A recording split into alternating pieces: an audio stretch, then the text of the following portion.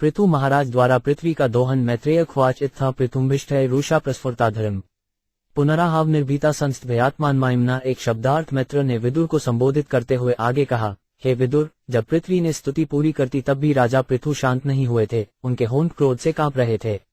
यद्यपि पृथ्वी डरी हुई थी, किंतु उसने धैर्य धारण करके राजा को आश्वस्त करने के लिए इस प्रकार कहना प्रारंभ किया, सन्नियच्छा विभो मन्युन निबोध श्रावितम चमे सर्वतः सारमादते यथा मथुक्रो बुध। दो शब्दार्थ है, भगवन, आप अपने क्रोध को पुनर्तः शांत करें और जो कुछ मैं निवेदन कर रही हूँ उसे धैर्यपूर्वक सुने।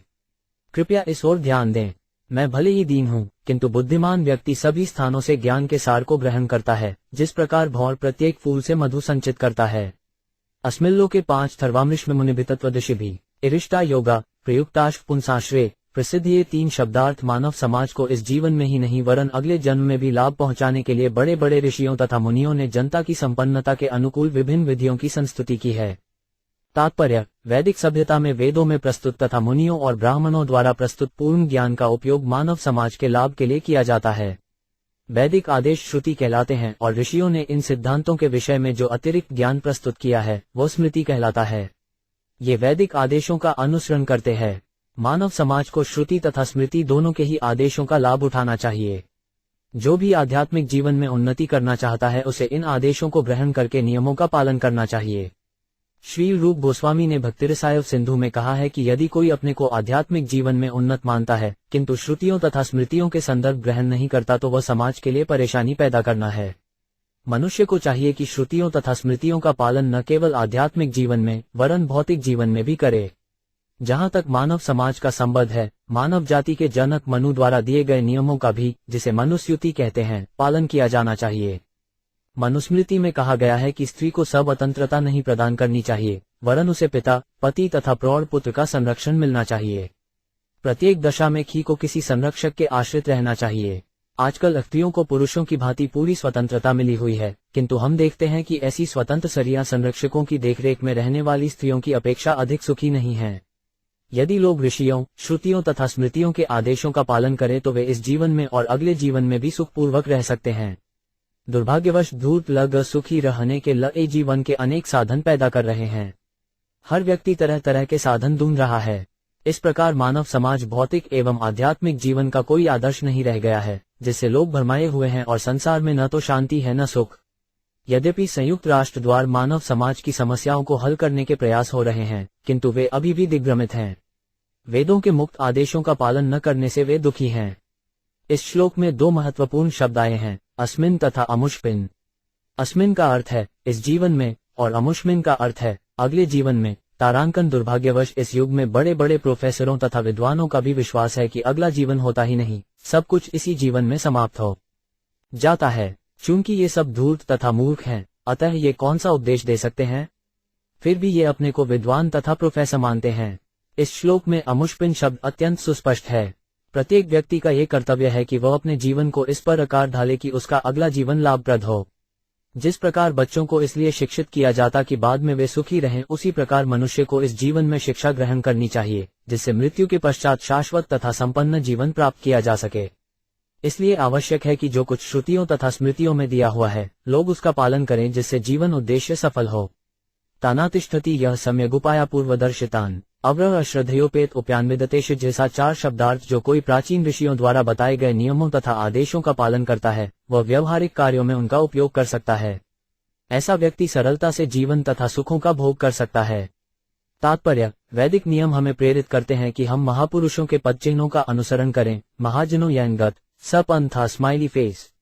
इस प्रकार हम अपने इस जीवन तथा अगले जीवन में लाभ उठा सकते हैं और अपने भौतिक जीवन को भी सुधार सकते हैं। प्राचीन ऋषियों तथा मुनियों द्वारा स्थापित नियमों का पालन करते हुए हम जीवन का उद्देश्य बड़ी सरलता से समझ सकते हैं। इस श्लोक का अव्रह शब्द अत्यंत महत्वपूर्ण है। इसका अर्थ है अनुभवहीन। प्रत्येक बद्ध जीव अनुभवहीन होता है। प्रत्येक व्यक्ति अनोधजात अर्थात जन्मत मूर्ख होता है। आजकल सभी प्रजातांत्रिक सरकारों में सभी प्रकार के मूर्ख तथा धूर्त निर्णय करते हैं, लेकिन वे कर क्या सकते हैं? उनके विधान का क्या परिणाम निकलता है? वे आज एक नियम बनाते हैं और कल उसे सबक के मारे निरस्त कर देते हैं। एक राजनीतिक दल देश का उपयोग एक उद्देश्य के लिए करता है, तो अगले क्षण दूसरा दल दूसरे प्रकार की सरकार बनाकर सभी नियमों तथा विधानों का अंत कर देता है। ये चर्विच्चवन विधि पुनः एनश्ववितर वनानाग मानव समाज को कभी सुखी नहीं बना सकती। मानव समाज को सुखी तथा संपन्न बनाने के लिए हमें मुक्त पुरुषों द्वारा दी गई आदर्श विधियों को स्वीकार करना होगा। तान्नाइत्य यो 5 विद्वानथानार्थ ते स्वयं तस्य व्यभिचर्त्यर्धा आर्धाश्य पुनः पुनः 5 शब्दार्थ। ऐसा मूर्ख पुरुष जो कोई मनोकल्पना द्वारा अपने निजी साधन तथा माध्यम तैयार करता है और साधुओं द्वारा स्थापित दोषहीन आदेशों को मान्यता नहीं प्रदान करता, वह अपने प्रयासों में बार बार असफल होता है। तात्पर्य, आजकल प्राचीन आचार्यों तथा मुक्त पुरुषों द्वारा दिए गए निर्दोष आदेशों का उल्लंघन करना एक फैशन बन चुका है। आजकल के लोग इतने पतित हो चुके हैं कि उन्हें मुक्त जीव या बद्धजीव में अंतर प्रतीत नहीं होता। बद्धजीव में 4 दोष होते हैं, वह त्रुटि करेगा, वह मोहग्रस्त होगा, वह दूसरों को धोखा दे सकता है तथा उसकी इंद्रियां अपूर्ण होती हैं। अतः हमें मुक्त पुरुषों से आदेश ग्रहण करना होगा। कृष्ण भावनामृत आंदोलन सीधे भगवान से उन व्यक्तियों के माध्यम से आदेश प्राप्त करता है जो इन आदेशों का हरता से पालन करते रहते हैं। कोई अनुयायी भले ही मुक्त पुरुष न हो, किंतु यदि वो मुक्त रूप भगवान का अनुसरण करता है तो स्वाभाविक रूप से उसके कर्म भौतिक प्रकृति के कलंशों से मुक्त होते हैं। अतः भगवान चैतन्य कहते हैं, मेरे आदेश से तुम गुरु बन सकते हो। भगवान के दिव्य आदेशों में पूर्ण श्रद्धा रखकर तथा इन आदेशों का पालन करके मनुष्य तुरंत गुरु बन सकता है। भौतिकतावादी लोग मुक्त पुरुष से आदेश ग्रहण करने में रुचि नहीं रखते, वे तो अपने ही कल्पित विचारों में रुचि रखते हैं, जिसके कारण उन्हें अपने प्रयासों में बार बार असफल होना पड़ता है। चूंकि अब सारा संसार बद्धजीवों के अपूर्ण आदेशों का अनुसरण कर रहा है, इसलिए मानवता पुनर्तः मोहग्रस्त है। पुरा सुष्ठा योजयो बरहाना या विषामते भुज्यमाना मया हृष्टा असदीर्घत्वतः 55। शब्दार्थ है, राजन, प्राचीन काल में ब्रह्म ने जिन बीजों, मूलों, जड़ी बूटियों तथा अन्नों की सृष्टि की थी वे अब उन अभक्तों द्वारा उपभोग किए जा रहे हैं जो समस्त आत्मज्ञान से शून्य हैं। तात्पर्य, ब्रह्मा ने इस भौतिक जगत की सृष्टि जीवात्माओं के उपयोग के लिए तो की थी, किंतु सृष्टि इस व्यवस्था के अनुसार हुई थी कि वे समस्त जीवात्माएं जो इसम इंद्रिय तृप्ति के लिए आएंगी उन्हें ब्रह्मा जी वेदों की शिक्षा देंगे, जिससे वे भगवान इस संसार को छोड़कर के धाम को वापस जा सकें। पृथ्वी पर उगने वाली सभी आवश्यक वस्तुएं यथा फल, फूल, वृक्ष, अन्न, पशु इत्यादि भगवान विष्णु को प्रसन्न करने के लिए यज्ञ में प्रयुक्त किए जाने के निमित्त उत्पन्न की गई थी। किंतु गोरूप पृथ्वी निवेदन कर रही है कि ये समस्त सुविधाएं ऐसे अभक्तों द्वारा उपयोग में लाई जा रही हैं, जिनके पास आत्मज्ञान के लिए कोई योजना नहीं है। यद्यपि पृथ्वी में अन्न, फल तथा फूल उत्पन्न करने को अपार क्षमता है, किंतु जब अभक्तों द्वारा जिनका के कोई आध्यात्मिक उद्देश्य नहीं है इनका उपभोग होने लगता है, तो पृथ्वी स्वयं इन सबका उत्पादन रोक देती है। हर वस्तु भगवान की है, अतः उनको प्रसन्न करने के लिए हर वस्तु का उपयोग हो सकता है। वस्तुओं का उपभोग जीवात्माओं की इंद्रिय तुष्टि हेतु नहीं होना चाहिए। इस भौतिक प्रकृति के आदेशानुसार यही प्रकृति की पूरी व्यवस्था है। इस शलोक में 2 शब्द महत्वपूर्ण हैं, असदिभ तथा अधृतभृति। असदृत का तात्पर्य अभक्त है। भगवद गीता में अभक्तों को दुष्कृति न, दुष्ट, मूढ़ा, गधे या धूर्त, नैदमा, मनुष्यों में सबसे पतित तथा मायापद ज्ञाना, वे जिन्होंने माया शक्ति के कारण ज्ञान खो दिया है, कहा गया है। ये सभी असव अर्थात अभक्त लोग हैं। अभक्तों को यरेकृत भी कहा गया है, जबकि भक्त धृतव्रत कहलाते हैं। समस्त वैदिक व्यवस्था यही है कि दिग्भ्रमित बद्धजीवों को, जो भौतिक प्रकृति पर प्रभुत्व जताने आए हैं, धृतकृत बनने की शिक्षा दी जाए। इसका अर्थ ये हुआ उन्हें इसका व्रत लेना चाहिए कि वे परमेश्वर की इंद्रियों को तुष्ट करके ही अपनी इंद्रियों की तुष्टि करेंगे या भौतिक जीवन का सुख भोगेंगे। परमेश्वर श्री कृष्ण की इंद्रिय तुष्टि के लिए किए गए कार्यकलाप कृष्णार्थखिल चेष्टा कहलाते हैं। इससे ये सूचित होता है कि मनुष्य सभी प्रकार के कार्य कर सकता है, किंतु ये सब कृष्ण को प्रसन्न करने के लिए किए जाने चाहिए। भगवद गीता में इसे यज्ञार्थात कर्म कहा गया है। यज्ञ शब्द का अर्थ भगवान विष्णु है। हमें केवल उन्हीं को प्रसन्न करने के लिए कार्य करना है। किंतु आधुनिक युग, कलियुग में लोगों ने विष्णु को एकदम भुला दिया है और वे इंद्रिय तुष्टि के लिए कार्य करते हैं। ऐसे लोग क्रमशः निर्धन होते जाएंगे, क्योंकि वे उन वस्तुओं को अपनी इंद्रिय तुष्टि के लिए प्रयोग न कर सकेंगे जो परमेश्वर के द्वारा उपभोग्य हैं। यदि वे ऐसा ही करते रहे तो अंततः निर्धनता आ जाएगी और अन्न, फल या फूल नहीं उत्पन्न होंगे। भागवत के 12वें स्कंद में बताया गया है कि कलयुग के अंत में लोग इतने दूषित हो चुकेंगे कि अन्न, गेहूं, गन्ना या दूध कुछ भी उत्पन्न नहीं होगा। अपालितानाहता चर भवदिलोकपाल कह चोरीभूते 5 थ लोकय 5 हम यज्ञाथे ग्रसमोषधि। 7 शब्दार्थ। हे राजन, अभक्तों द्वारा अन्न तथा जड़ी बूटियों का उपयोग तो किया ही जा रहा है, मेरी भी ठीक से देखभाल नहीं की जा रही। मेरी उन राजाओं द्वारा उपेक्षा हो रही है जो उन चोरों को दंड नहीं दे रहे जो अन्न का उपयोग इंद्रिय तुष्टि के लिए कर रहे हैं। फलस्वरूप मैंने उन समस्त बीजों को छिपा लिया है जो यज्ञ संपन्न करने के निमित्त हैं। तात्पर्य, जो कुछ पृथु महाराज तथा उनके पिता राजा बेन के काल में घटित हुआ था, वो आज भी हो रहा है। बड़े पैमाने पर औद्योगिक तथा कृषि उत्पादों के उत्पादन हेतु वृहद आयोजन सामने आते हैं, किंतु ये सारे उत्पादन इंद्रिय तुष्टि के निमित्त हैं। अतः उत्पादन क्षमता होते हुए भी अभाव छाया रहता है, क्योंकि संसार चोरों से भरा पड़ा है। चोरी श्रुते शब्द इस बात का सूचक है कि जनता चोर वृत्ति पर उतर आई है। वैदिक ज्ञान के अनुसार मनुष्य तभी चोर बनते हैं जब वे इंद्रिय तृप्ति हेतु आर्थिक विकास की योजनाएं बनाते हैं। भगवद गीता में भी बताया गया है कि यदि कोई यज्ञ किए बिना अर्थात भगवान को अर्पित किए बिना अन्न खाता है तो वह चोर है और दंडनीय है। आध्यात्मिक साम्यवाद के अनुसार इस भूमंडल की सारी संपत्ति भगवान की है। जनता का अधिकार है कि भगवान को भेंट अर्पित करने के बाद ही वस्तुओं का प्रयोग करे। प्रसाद ग्रहण करने को यही विधि है। जब तक कोई इस विधि से प्रसाद ग्रहण नहीं करता, वह निश्चित रूप से चोर है। ये राजाओं तथा लोकपालों का कर्तव्य है कि ऐसे चोरों को दंड दें और विश्व का उत्तम रीति से पालन करे। यदि ऐसा नहीं होता तो अन्न नहीं उत्पन्न होगा और लोग भूखों मरेंगे। इससे लोगों को कम भोजन तो मिलेगा ही, वे एक दूसरे को मारकर खाएंगे। वे पहले से ही मांस के लिए पशुओं का वध कर रहे हैं, अतः जब अन्न, शाक तथा फल नहीं होंगे तो वे अपने बाप बेटों को मारकर अपना उदर पोषण करेंगे। नूनता विरुद्ध क्षीणा मयी कालेन भुएसा तत् योगेन हृष्येन भवानादा तुमरेति। 8 शब्दार्थ। मेरे भीतर दीर्घ काल से भीगे रहने के कारण सारे धान्य बीज निश्चित रूप से जीर्ण हो चुके हैं। अतः आप तुरंत आचार्यों अथवा शास्त्रों द्वारा बताई गई मानक विधि से उन्हें निकालने की व्यवस्था करें। तात्पर्य, जब अन्न का अभाव हो तो सरकार को चाहिए कि शाओं में वर्णित तथा आचार्यों द्वारा अनुमोदित विधियों का पालन करे। इस प्रकार प्रचुर अन्न उत्पादन होगा और अन्नाभाव तथा दुर्भिक्ष को रोका जा सकेगा। भगवद गीता में यज्ञ करने के लिए कहा गया है। यज्ञ करने से आकाश में पर्याप्त बादल एकत्र होते हैं जिससे पर्याप्त वर्षा होती है। इस तरह खेती बाड़ी की देखभाल हो जाती है। जब पर्याप्त अन्नोत्पादन होता है तो जनता अन्न खाती है और गायों, बकरियों जैसे घरेलू पशुओं को भी प्रचुर घास तथा अन्न खाने को मिलता है। इस व्यवस्था के अनुसार यदि मनुष्य यज्ञ करे तो अन्नाभाव दूर हो जाएगा। कलयुग में केवल संकीर्तन यज्ञ की संस्तुति की गई है। इस श्लोक में योगेन अर्थात स्त्रीकृत विधियों तथा हष्टन अर्थात पूर्ववर्ती आचार्यों द्वारा दिखाई गई शब्द महत्वपूर्ण हैं। यदि कोई यह सोचता है कि आधुनिक यंत्रों यथा ट्रैक्टरों के द्वारा अन्न उत्पन्न किया जा सकता है तो यह उसकी भूल है। यदि कोई रेगिस्तान में जाए और ट्रैक्टर चलाए तो भी अन्न पैदा नहीं होगा। हम नाना प्रकार की विधियां अपना सकते हैं, किंतु ये जानना नितांत आवश्यक है कि यदि यज्ञ नहीं किए जाएंगे तो पृथ्वी अन्न उत्पन्न करना बंद कर देगी। पृथ्वी ने पहले ही बता दिया है कि अभक्त लोग अन्न का उपभोग कर रहे हैं, इसलिए उसने यज्ञ के लिए अन्न सुरक्षित कर रखा है। अब नास्तिक यह नहीं मानेंगे कि अन्न आध्यात्मिक विधि से उत्पन्न किया जा सकता है, किंतु वे माने या नहीं, तथ्य तो यही है कि हम यांत्रिक विधि से अन्न उत्पन्न नहीं कर सकते। जहां तक स्वीकृत विधि का सवाल है, शास्त्रों में कहा गया है कि इस युग के बुद्धिमान लोग संकीर्तन यज्ञ को अपनाएंगे। इससे वे भगवान श्री चैतन्य की पूजा करेंगे जिनके शरीर का रंग सुनहरा है और जिनके साथ उनके विश्वास पात्र भक्त रहते हैं, जो सारे संसार में इस कृष्ण भावनामृत आंदोलन का सदुपदेश करते हैं। वर्तमान परिस्थिति में इस संकीर्तकों पर प्रचलित करके ही संसार को बचाया जा सकता है। हमने पिछले श्लोक में पढ़ा है कि जो कृष्ण भक्त नहीं है वह चोर है। चोर भौतिक दृष्टि से कितना ही संपन्न क्यों न हो, उसे समुचित पद प्रदान न किया जा सकता। चोर चोर है और वह दंडनीय है। कृष्ण भक्त न होने के कारण लोग चोर बने हैं, फलत उन्हें प्राकृतिक नियमों के अंतर्गत दंड मिल रहा है।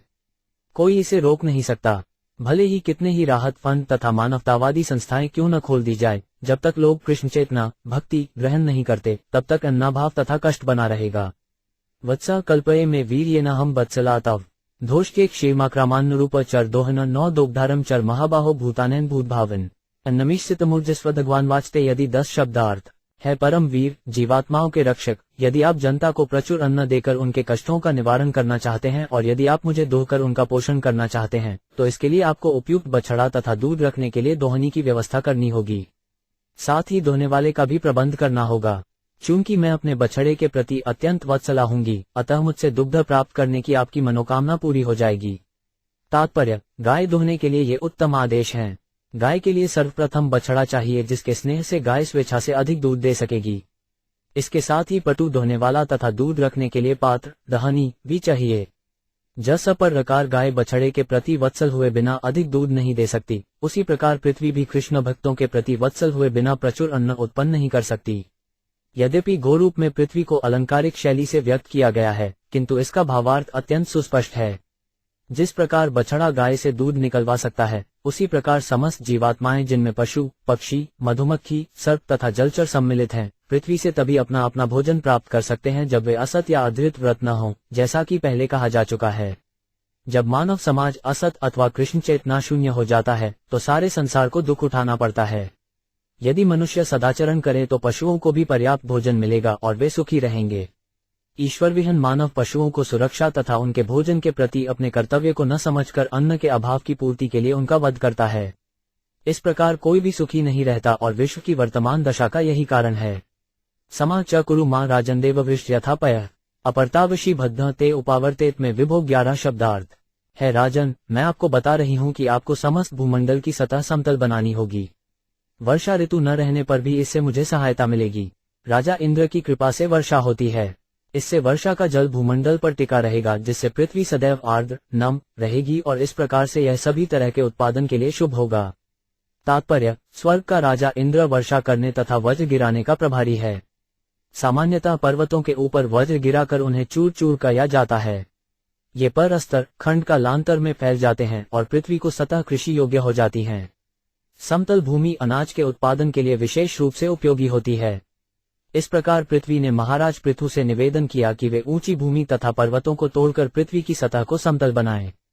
इति प्रियम हितं वाक्यम भुव आदाय भूपति वत्स कृत्वा मनु पानाउदत्स्कलौषधि। 12 शब्दार्थ पृथ्वी के कल्याणकारी तथा प्रिय वचनों को राजा ने अंगीकार कर लिया। तब उन्होंने स्वयंभू मनु को बछड़ा बनाया और गोरूप पृथ्वी से समस्त औषधियों और अन्न का दोहन करके उन्हें अपनी अंजुली में भर लिया।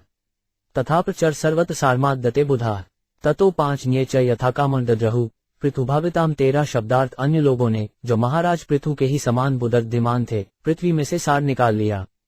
निस्संदेह प्रत्येक व्यक्ति ने राजा पृथु के पद चिन्हों का अनुसरण करते हुए इस अवसर का लाभ उठाया और पृथ्वी से अपनी मनोवांछित वस्तुएं प्राप्त की। तात्पर्य: पृथ्वी को वसुंधरा भी कहते हैं।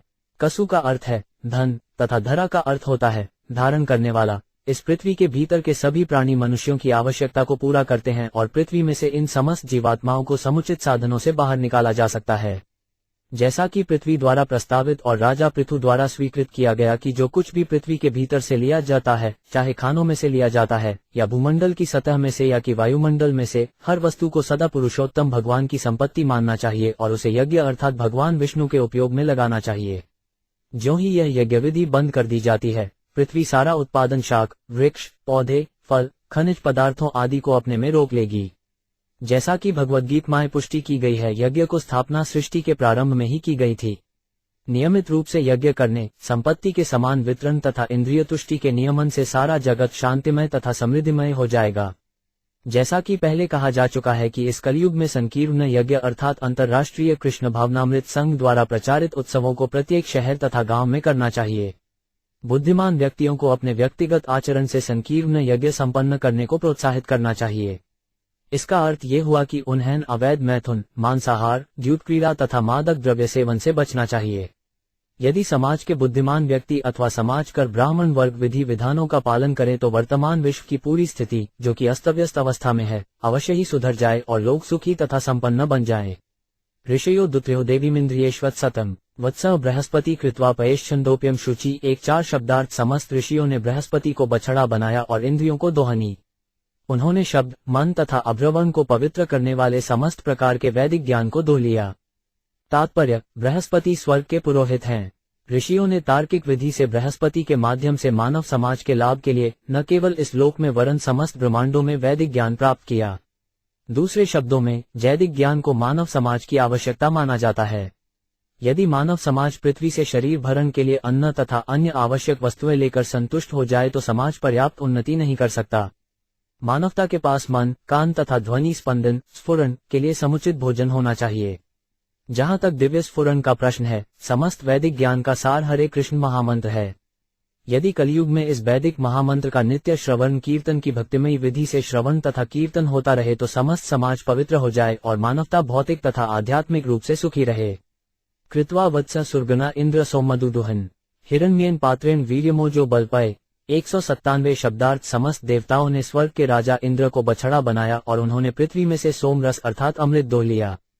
इस प्रकार वे मानसिक, शारीरिक तथा इंद्रिय शक्ति में अत्यंत बलशाली हो गए। तात्पर्य: इस श्लोक में सोम का अर्थ अमृत है। सोम एक प्रकार का पेय है जो स्वर्गलोक में चंद्रमा से लेकर विभिन्न उच्च लोकों में देवलोकों तक बनाया जाता है। सोम नामक इस पेय को पीकर देवता मन से, इंद्रिय से तथा शरीर से अधिक शक्तिशाली होते हैं। हिरण्येन पात्रेन से सूचित होता है कि यह सोम रस सामान्य मादक शराब नहीं है। दवता किसी प्रकार का मादक पेय नहीं छूते थे और न सोम कोई दवा है। यह एक भिन्न प्रकार का पेय है जो स्वर्गलोक में उपलब्ध है। असुरों द्वारा तैयार की जाने वाली शराब से सोम सर्वथा भिन्न है, जैसा कि अगले श्लोक में बताया गया है। दैतेया दानवा वत्सा प्रहमदमसूर्षभम विधायादुदुहंशिमय पात्रे सुरास्वम 16 शब्दार्थ दिति के पुत्रों तथा असुरों ने असुर कुल में उत्पन्न प्रहाद महाराज को बछड़ा बनाया और उन्होंने अनेक प्रकार की सुरा तथा आसव निकालकर उसे लोहे के पात्र में रख दिया। तात्पर्य, असुरों के अपने पेय हैं जो सुरा तथा यवसुरा के रूप में होते हैं, ठीक वैसे ही जैसे देवता सोमरस का पान करते हैं। दिति से उत्पन्न असुरजन सुरा तथा यवसुरा पीकर प्रसन्न रहते हैं। आज के समय में भी आसुरी वृत्ति वाले लोग सुरा तथा यवसुरा ही पीने के आदी होते हैं। इस प्रसंग में प्रहलाद महाराज का नाम अत्यंत महत्वपूर्ण है। चूंकि प्रहलाद महाराज हिरण्यकशिपु के पुत्र रूप में असुरों के कुल में उत्पन्न हुए थे, अतः उनकी कृपा से असुरगण तब से आज तक सुरा तथा यवसुरा पीते आ रहे हैं। अयः लोहा शब्द भी महत्व का है।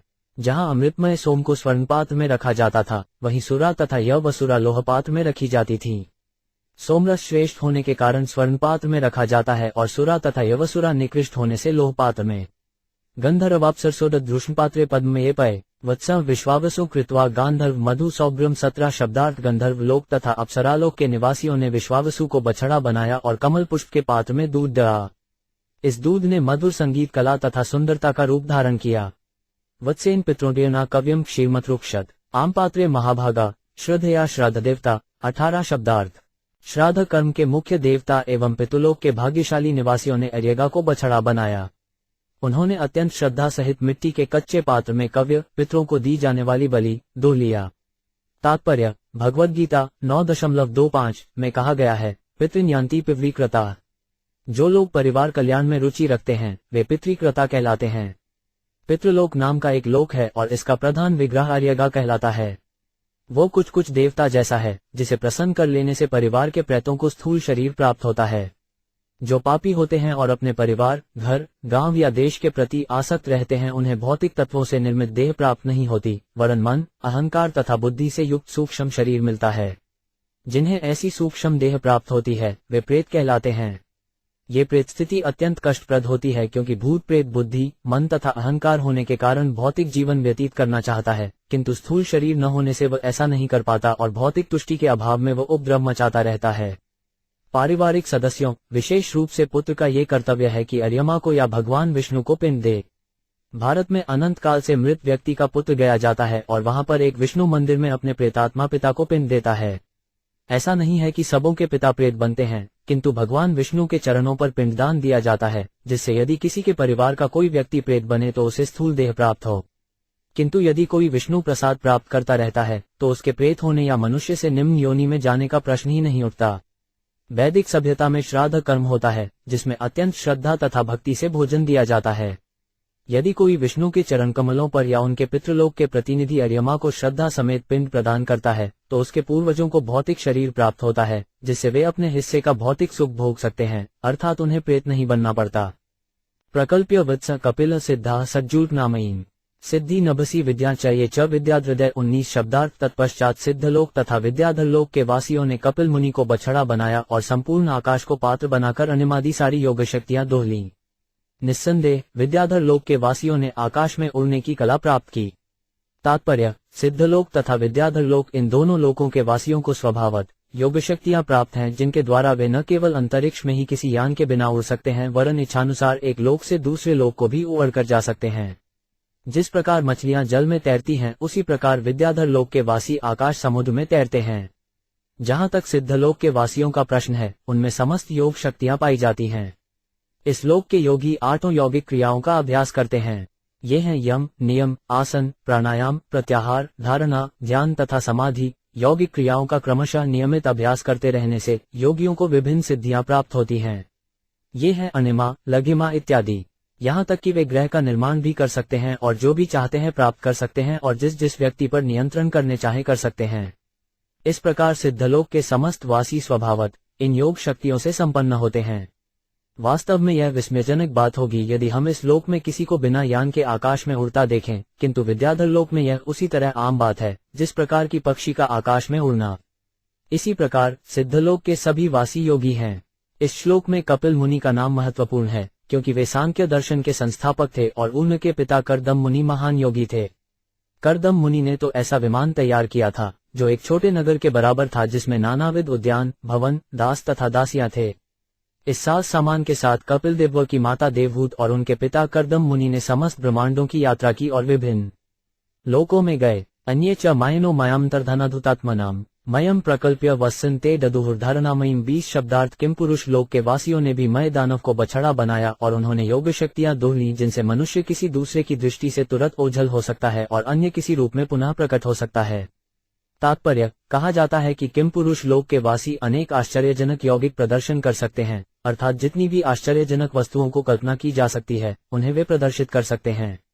इस लोक के वासी जो चाहें या जो भी कल्पना कर सकें उसे कर सकते हैं। ऐसी शक्तियां भी यौगिक शक्तियां हैं। ऐसी योग शक्ति की प्राप्ति ईशिता कहलाती है। असुर ऐसी शक्ति सामान्यतः योगाभ्यास से प्राप्त करते हैं। शिमदर्शाग्वत के 10वें स्कंध में सजीव वर्णन है कि श्री कृष्ण के समक्ष असुरगण किन भिन्न भिन्न रूपों में प्रकट होते हैं। उदाहरणार्थ, बकासुर एक विशाल बगुले के रूप में श्री कृष्ण तथा गोपों के समक्ष प्रकट हुआ था। इस लोक में रहते हुए भगवान कृष्ण को अनेक असुरों से लड़ना पड़ा जो किम पुरुष की मायावी शक्तियां प्रदर्शित कर सकते थे। यद्यपि किम पुरुष लोक के वासियों को ऐसी शक्तियां स्वभावत प्राप्त हैं, किंतु इस लोक में विभिन्न यौगिक अभ्यासों से ये शक्तियां प्राप्त की जा सकती हैं। यक्षरक्षांसी भूतानी पिशाचा पिशिताशना भूतेश्वत्सा ददुः कपालेक शज्जासवम 29 शब्दार्थ। तब मांसाहार के आदि यक्षों, राक्षसों, भूतों तथा पिशाचों ने श्री शिव के अवतार रुद्र, भूतनाथ को बछड़ा बनाया और रक्त से निर्मित पेय पदार्थों को धोकर उन्हें कपालों से बने पात्रों में रखा।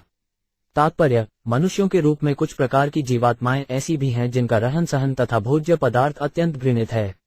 सामान्य रूप से वे मांस तथा खमीर उठे रक्त का भोजन करते हैं, जिसे इस श्लोक में क्षज्जास्क्य कहा गया है। ऐसे अधम पुरुषों के अगुआ, जिन्हें यश्च, राक्षस, भूत तथा पिशाच कहा जाता है, तमोगुणी होते हैं। ये रुद्र के अधीन आते हैं। रुद्र शिव के अवतार हैं और प्रकृति के तमोगुण के स्वामी हैं। शिव जी का दूसरा नाम भूतनाथ है, जिसका अर्थ है भूतों के स्वामी। रुद्र का जन्म ब्रह्मा के नेत्रों के मध्य भूकुटियों से तब हुआ जब वे 4 कुमारों पर अत्यंत कुपित हो गए थे। तथाह्यो दंशु का सर्प नागाश तक्षकम विधाय वत्स दुठुर्बिलपात्रे विषपथ 22 शब्दार्थ। तत्पश्चात फनवाले तथा बिना फनवाले सांपों, नागों, बिच्छुओं तथा अन्य विषैले पशुओं ने पृथ्वी के दूध के रूप में अपना अपना विष दे लिया और इस विष को सांप के बिलों में रख दिया। उन्होंने तक्षक को बछड़ा बनाया था। तात्पर्य, इस भौतिक जगत में विविध प्रकार की जीवात्माएं हैं और इस श्लोक में दल्लिखित विभिन्न पर आकार के रेंगने वाले जीव तथा बिच्छुओं के जवन निर्वाह की व्यवस्था भगवान ने की है। बात यह है कि इस पृथ्वी से सभी जीव अपनी अपनी खाद्य वस्तुएं प्राप्त करते हैं। भौतिक गुणों की संगति के अनुसार ही किसी एक प्रकार का चरित्र विकसित होता है। पयपान भुजंगा नाम, यदि कोई सांप को दूध पिलाता है तो इससे उसका विष ही बढ़ता है, किंतु यदि यही दूध किसी प्रतिभाशाली मुनि या संत को दिया जाए तो उसके मस्तिष्क में ऐसे ऊतक बनेंगे जिनसे वह उच्च आध्यात्मिक चिंतन कर सकता है। इस प्रकार भगवान हर एक को भोजन देते हैं, किंतु जीवात्मा भौतिक प्रकृति के जिस प्रकार के गुणों के संपर्क में आता है उसी के अनुसार वह अपना विशिष्ट चरित्र ढालता है। पशवो यवस क्षीरवत्स कृत्वा च गोवृषिम अन्यपात्रे चातुष्मृगेन्द्रेण चर्दनिष्टिन 23 ऋष्यादा प्राणिनः क्रव्यम दुदहु स्वेकलेवरे सुपर्णवत्सा वेगाश्च चाचिरमेव चर 24 शब्दार्थ। गायों जैसे चौपाये पशुओं ने शिव के वाहन बैल को बछड़ा और जंगल को दोहने का पात्र बनाया। इस प्रकार उन्हें खाने के लिए ताजी हरी घास मिल गई। बाघों जैसे हिंस्त्र पशुओं ने सिंह को बछड़ा बनाया और इस प्रकार वे द्विध के रूप में मांस प्राप्त कर सके। पक्षियों ने गरुड़ को वत्स बनाया और पृथ्वी से चर कीटों तथा अचर घासों तथा पौधों के रूप में दूध प्राप्त किया। तात्पर्य, भगवान विष्णु के वाहन गरुड़ से अनेक मांसभक्षी पक्षी उत्पन्न हुए हैं। सचमुच ही एक विशेष प्रकार का पक्षी भी होता है जिसे बंदरों को खाना बहुत भाता है। चीलें बकरों को खा जाती है तथा अनेक पक्षी फल तथा बेर ही खाते हैं। इसलिए इस श्लोक में चरम शब्द चलने फिरने वाले पशुओं के लिए तथा अचरम शब्द घासों, फलों, शाकों के लिए प्रयुक्त हुए हैं। बटवत्सा वनस्पत्य पृथ्कृसमयम पय गिरियो विमहोत्सा नानाधातुम स्वसानुषु 27 शब्दार्थ। पुरुषों ने बरगद के पेड़ को बछड़ा बनाकर अनेक सुस्वादु रसों को दूध के रूप में दो लिया। पर्वतों ने हिमालय को बछड़ा तथा पर्वत श्रृंगों को पात्र बनाकर नाना प्रकार की धातुएं दोही। सवे स्वमुख्यवत्सेन स्वे स्वे पात्रे पृथक पये। सर्वकामदुषा पृथ्वी ददुहो पृथुभाविताम 26 शब्दार्थ पृथ्वीलोक ने सबों को अपना अपना भोजन प्रदान किया है। राजा पृथु के काल में पृथ्वी पूर्ण रूप से राजा के अधीन थी। अतः पृथ्वी के सभी वासी अपना अपना बछड़ा उत्पन्न करके तथा विभिन्न प्रकार के पात्रों में अपने विशिष्ट प्रकार के दूध को रखकर अपना भोजन प्राप्त कर सके। तात्पर्य, यह इसका प्रमाण है कि भगवान हर एक को भोजन प्रदान करते हैं। जैसा कि वेदों में पुष्टि की गई है, एको बहुना यो विद्धाति कामा। यद्यपि भगवान एक है, किंतु पृथ्वी के द्वारा वह सबों की आवश्यकताओं को पूरा करता है। विभिन्न लोकों में भिन्न भिन्न प्रकार की जीवात्माएं हैं और वे अपने अपने लोकों से विभिन्न रूपों में अपनी खाद्य सामग्री प्राप्त करती हैं। इन कथनों के आधार पर भला ये कैसे विश्वास कर लिया जाए कि चंद्रमा पर जीवात्मा नहीं है? प्रत्येक चंद्रमा पार्थिव है, क्योंकि यह 5 तत्वों से बना होता है और प्रत्येक लोक अपने अपने वासियों की आवश्यकतानुसार खाद्य पदार्थ उत्पन्न करता है। जैविक शास्त्रों के अनुसार यह सच नहीं है कि चंद्रमा न तो अन्न उत्पन्न करता है और न उप में कोई जीवात्मा रह रही है। एवं पृथ्वादय पृथ्वीमन्नादा स्वन्नात्मन 2 वत्सादि भेदें क्षीर भेदम कुरुद्रय 27 शब्दार्थ है कुरुश्रेष्ठ विदुर जी। इस प्रकार राजा पृथु तथा अन्नभोजियों ने विभिन्न प्रकार के बछड़े उत्पन्न किए और अपने अपने खाद्य पदार्थों को धो लिया। इस तरह उन्होंने विभिन्न प्रकार के खाद्य पदार्थ प्राप्त किए जो दूध का प्रतीक हैं। ततो महीपति प्रीतः सर्वकामदुभा पृथु दुहितृत्वे चकारेमा प्रेमना दुहितृवत्सल 28 शब्दार्थ। तत्पश्चात राजा पृथु पृथ्वी से अत्यंत प्रसन्न हो गए, क्योंकि उसने विभिन्न जीवात्माओं के लिए प्रचुर मात्रा में भोजन की पूर्ति की। इस प्रकार पृथ्वी के प्रति राजा स्नेहिल हो उठा, मानो वह उसकी पुत्री हो।